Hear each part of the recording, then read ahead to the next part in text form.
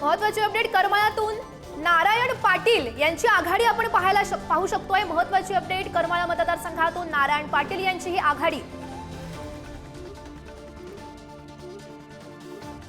तर आपण पाहू शकतो अगदी थोड्याच वेळात या संदर्भातलं चित्र स्पष्ट होईल। गडचिरोली मतदारसंघातून भाजपचे मिलिंद नरोटे यांची ही आघाडी आपल्याला पाहायला मिळते। तर भाजपचा हा कल गडचिरोली मतदारसंघात जास्त दिसून येतोय।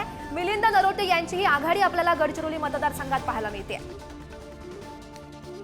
गडचिरोलीतून भाजपचे मिलिंद नरोटे आघाडीवर आहेत। समर्जित घाटगे कागलमधून आघाडीवर आहेत। रोहित पाटील तासगाव कवठे महाकाळमधून आघाडीवर आहेत। यावेळी महाविकास आघाडीने सुद्धा जोरदार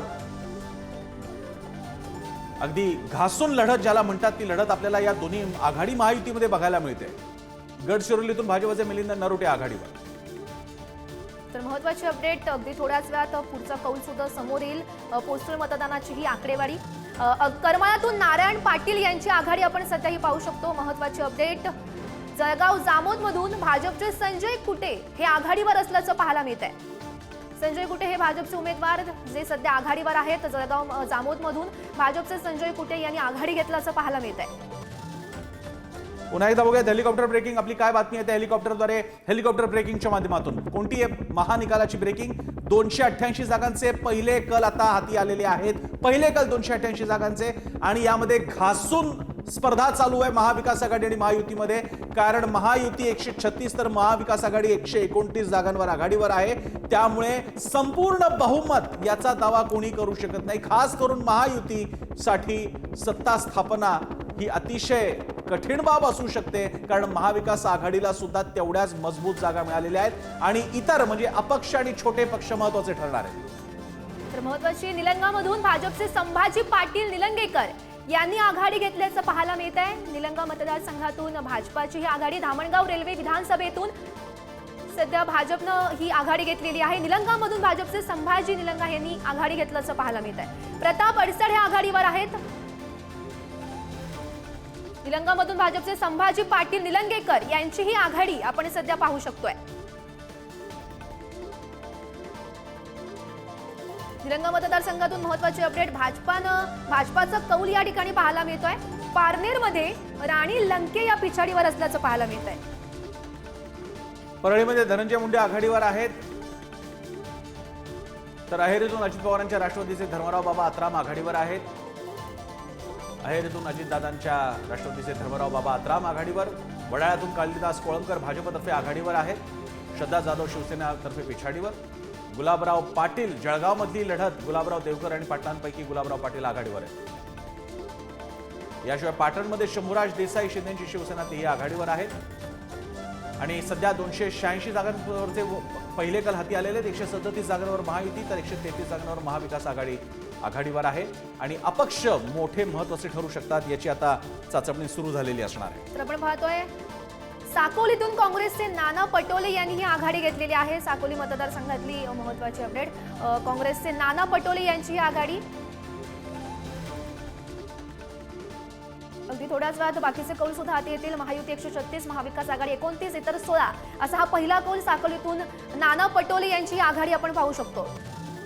तर संभाजीनगर पूर्वमधून इम्तियाज जलील आघाडीवर आहेत। एमआयएमचे संभाजीनगर पूर्वमधून इम्तियाज जलील आघाडीवर आहेत। मागील खेपेस सुद्धा त्यांना तिहेरी लढतीचा फायदा मिळाला होता। यावेळी आता काय होतंय पाहावं लागेल। आर्वीतून भाजपचे सुमित वानखेडे आघाडीवर आहेत। तर कर्जत जामखेडमधून रोहित पवार हेही आघाडीवर आहेत। जयकुमार गोरे भाजपचे माणखटावमधून आघाडीवर आहेत। आर्वीतून भाजपचे सुमित वानखेडे आघाडीवर। तर महत्त्वाची अपडेट आर्वीतून भाजपचे सुमित वानखेडे यांची ही आघाडी आपण पाहू शकतोय। आर्वी मतदारसंघातली ही महत्त्वाची अपडेट। संभाजीनगरमध्ये अतुल सावे यांची पिछाडी आपण कायम पाहू शकतोय। तर ही पहिली आकडेवारी समोर आहे। पहिला कौल आहे पोस्टल मतदानाची ही पहिली आकडेवारी। त्यानंतर ईव्हीएम मतमोजणीला सुरुवात होईल। नागपूर पूर्वमधून सध्या भाजपचे कृष्णा खोपडे हे आघाडीवर असल्याचं पाहायला मिळत आहे। भाजपचा कौल या ठिकाणी दिसून येतोय। तर बीडमधून दुसऱ्या फेरीत संदीप क्षीरसागर हे पिछाडीवर असल्याचं पाहायला मिळत आहे। बीडमधून दुसऱ्या फेरीत संदीप क्षीरसागर पिछाडीवर गेलेले आहेत। दौंडमध्ये राहुल कुल भाजपचे आघाडीवर आहेत। भुसावळमध्ये भाजपचे श्रीगोंद्यात भाजपचे विक्रम पाचपुते आघाडीवर आहेत। नाशिक पूर्वमध्ये भाजपचे राहुल ढिकले आघाडीवर आहेत। आणि सध्या 288 पैकी 136 जागांवर महायुती, 129 जागांवर मविया आघाडीवर.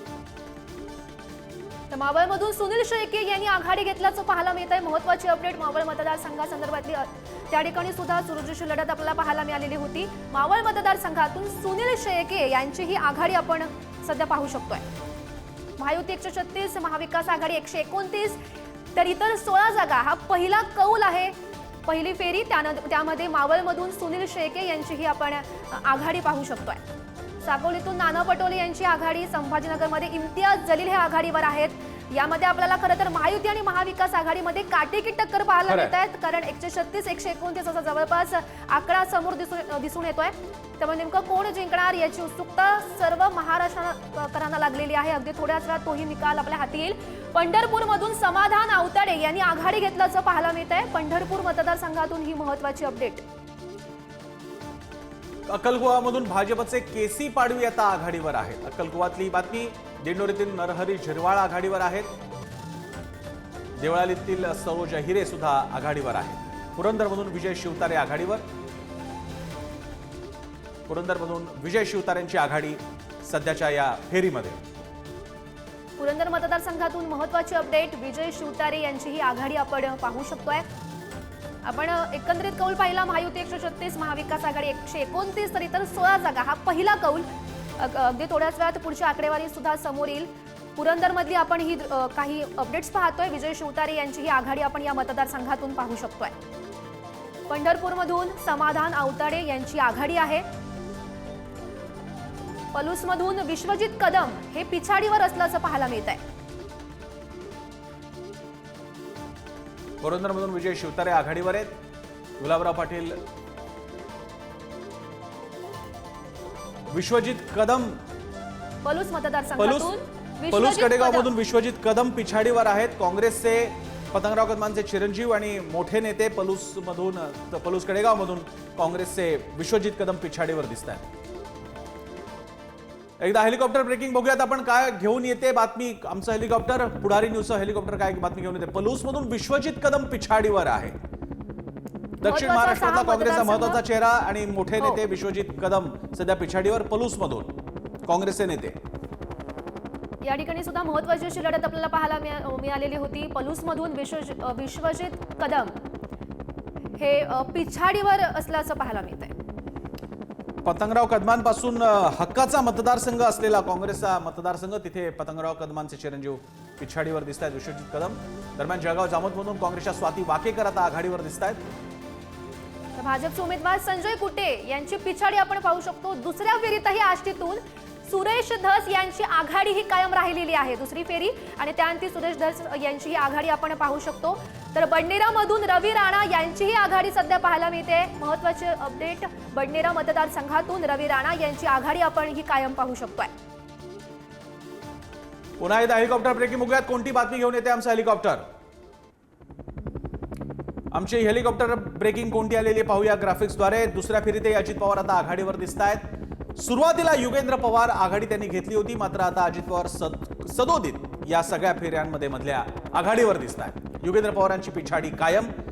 अतिशय हाय व्होल्टेज असा ही लढत होती या ठिकाणी. बारामती मतदारसंघातली काका बुधने अशी लढत होती.